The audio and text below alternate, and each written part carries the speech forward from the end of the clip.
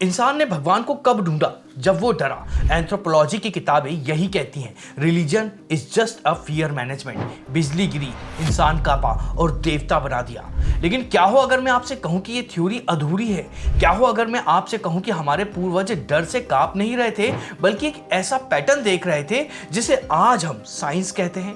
काली जी की खौफनाक तस्वीर, शेषनाग पर टिकी हुई पृथ्वी, ये डरावनी कहानियां नहीं है बल्कि कोड मैसेज हैं। आज हम उस कोड को ब्रेक करेंगे। हम देखेंगे कि क्या वाकई हमारे भगवान डर से पैदा हुए हैं। भगवान का ख्याल आते ही दिमाग में क्या आता है? एक डरा हुआ आदमी, इंसान जो तूफान से बचने के लिए हाथ जोड़ रहा है। इसे कहते हैं fear theory of religion. Simple logic है, इंसान कमजोर था, नेचर पावरफुल था। कंट्रोल पाने के लिए उसने डर को भगवान बना दिया। सांप से डरा तो नाग देवता, मौत से डरा तो महाकाल। सिगमंड फ्रेड जैसे विद्वान भी यही कहते हैं कि धर्म हमारी इनसिक्योरिटी का नतीजा है। लेकिन अगर ये सब डर था तो हमारे ग्रंथों में बचने के मंत्र से ज्यादा ब्रह्मांड के नियमों मतलब रित पर श्लोक क्यों है? एक डरा हुआ दिमाग मैकेनिज्म नहीं खोजता है, लेकिन हमारे ऋषियों ने खोजा।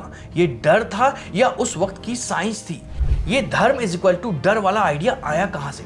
पश्चिमी दार्शनिकों ने अब्राहमिक धर्म के गॉड फियरिंग कॉन्सेप्ट को पूरी दुनिया पर थोप दिया है। इसे साइकोलॉजी प्रोजेक्शन कहते हैं। भगवान बाहर नहीं, हमारे अंदर के डर की परछाई है। लेकिन भारत में थ्योरी फेल हो जाती है। वेद डर की बात नहीं करते हैं, वहां प्रार्थना मुझे बचा लो नहीं, बल्कि अस्तो मां सदगम्य, मुझे सच की तरफ ले चलो है।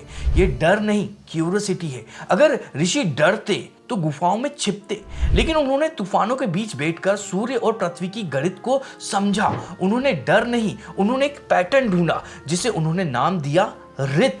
हजारों साल पहले बिना लैब के ऋषियों ने देखा कि नेचर में एक डिसिप्लिन है। सूरज, नदियां, ऋतुएं सब एक टाइम टेबल से चलते हैं। अगर ये किसी गुस्सेल देवता के हाथ में होता तो कभी भी कुछ भी हो सकता था, लेकिन नेचर नियमों से चलता है।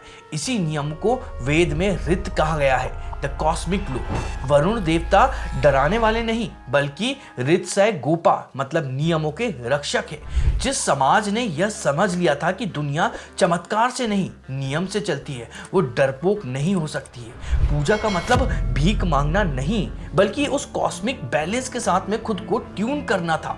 लेकिन फिर सवाल ये है कि अगर यह सब लॉजिकल था तो मंदिरों में भोग और अगरबत्ती क्यों? क्या यह रिश्वत है? नहीं, ये एक भूली हुई इकोनॉमिक्स है। यज्ञ दुनिया का सबसे पुराना इकोनॉमिक कॉन्ट्रैक्ट है। वैदिक मंत्र था, देही में ददामी ते, तुम मुझे दो मैं तुम्हें दूं। ये बिजनेस नहीं, इकोलॉजी थी। पेड़ ऑक्सीजन देते हैं, नदियां पानी। अगर हम सिर्फ लेंगे तो सिस्टम कोलैप्स हो जाएगा। यज्ञ का मतलब था वापस लौटाना। अग्नि को आहुति डर से नहीं बल्कि कृतज्ञता मतलब ग्रेटिट्यूड में दी जाती थी। गीता में इसे यज्ञ चक्र कहा गया है। डर आपको भागना सिखाता है, पूजा आपको जुड़ना सिखाती है। तो फिर फेयर थ्योरी यहाँ आकर फेल हो जाती है। लेकिन क्या यह लॉजिक हर जगह काम करता है? उस प्रतीक का क्या जिसे देखकर अच्छे अच्छे डर जाते हैं? सांप यानी मौत। तो क्या नाग पंचमी डर की वजह से शुरू हुई थी? अगर ऐसा होता तो हम सांप को भगाते, मारते, भगवान के गले में नहीं डालते। विष्णु जी शेषनाग पर लेटे हुए हैं, क्यों? यहाँ सांप जानवर नहीं, एक कॉन्सेप्ट है। संस्कृत में इसे अनंत कहते हैं। सांप जब पूंछ को मुंह में दबाकर सर्कल बनाता है तो वो टाइम और एटर्निटी का सिंबल बन जाता है। शेष का मतलब है रिमाइंडर, प्रलय के बाद जो बच जाए। ऋषियों ने जहरीले जानवर को नहीं बल्कि उसके शेप को, इन्फिनिटी को समझ लिया था, उसका यूज किया था। यह डर नहीं, डर को जीतकर कॉस्मिक बैलेंस का प्रतीक बनाना है। लेकिन सांप तो शांत है। उस देवी का क्या जो खून पी रही है? काली जी, रक्त बीज की कहानी याद है? खून की एक बूंद गिरी तो नया राक्षस पैदा होगा। 1 से 2, 2 से 4। साइंस में इसे चेन रिएक्शन कहते हैं, बिल्कुल न्यूक्लियर फिजन जैसा। अगर इसे ना रोका जाए तो तबाही तय है। काली जी ने क्या किया? उन्होंने उस खून को सोख लिया, चेन रिएक्शन को एब्जॉर्ब कर लिया। लेकिन इतनी एनर्जी सोख कर वो खुद आउट ऑफ कंट्रोल हो गई। तब शिव उनके पैरों के नीचे आए। न्यूक्लियर रिएक्टर में रिएक्शन को रोकने के लिए कंट्रोल रॉड लगती है। शिव वही कॉस्मिक कंट्रोल रॉड है। काली जी रॉ एनर्जी है, शिव कॉन्शियसनेस है, बिना कंट्रोल के एनर्जी तबाही है। यह मूर्ति डराने के लिए नहीं बल्कि यह सिखाने के लिए थी कि जीवन में एनर्जी को मैनेज कैसे करना है। लेकिन क्या ऋषियों को सच में न्यूक्लियर फिजिक्स का पता था या हम जबरदस्ती साइंस फिट कर रहे हैं? आलोचक कहते हैं कि तुम कंफर्मेशन बायस का शिकार हो। वेद साइंस की किताब नहीं है और यह सच भी है। वेद इंजीनियरिंग का मैनुअल नहीं है। ऋषि मशीन या पैटर्न नहीं खोज रहे थे। रक्त बीज की कहानी एटम बम का फॉर्मूला नहीं बल्कि नेचर का पैटर्न है कि कैसे एक छोटी सी चीज भी मल्टीप्लाई होकर तबाही मचाती है। यह कहना गलत है कि वेद ही साइंस है, पर यह कहना सही होगा कि वेद साइंटिफिक सोच से भरे हुए थे। वेदों का मकसद आपको फैक्ट्री देना नहीं बल्कि विजडम देना था कि डर से नहीं समझ से जियो।